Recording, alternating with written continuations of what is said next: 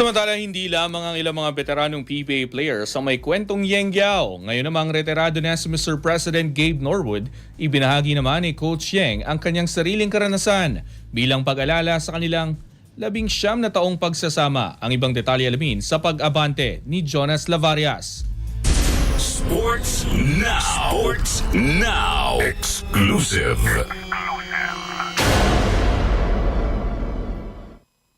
Kasunod ng pagre-retiro ni Gabe Norwood, isang nakakatawa at espesyal na kwento ang ibinahagi ni Coach Yeng Giao tungkol sa kanilang panahon sa Rain or Shine Elasto Painters. 9 na taon ring nagkasama sina Giao at Norwood sa ilalim ng Ross Banner, isang panahon na puno ng tagumpay, hamon at walang sawang pagtutulungan sa loob ng court.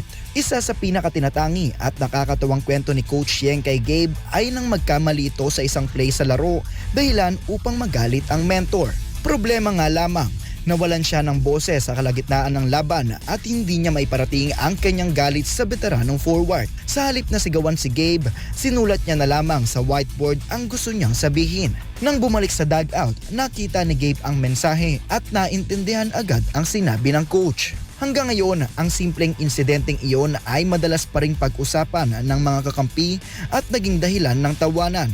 Isang kwento na nagpapakita ng respeto, koneksyon at magandang vibe sa pagitan ng coach at player. Isang halimbawa ng karakter ni Gabe sa loob at labas ng court.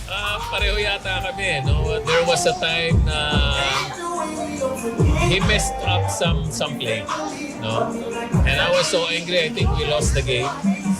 And we were going into the dugout. Punta na kami sa dugout. Only problem was I lost my voice during that game. Wala na ako ng boses. Pero gustong-gusto ko ma-express yung sarili ko, yung galit ko kay Gabe nung time na yun. No?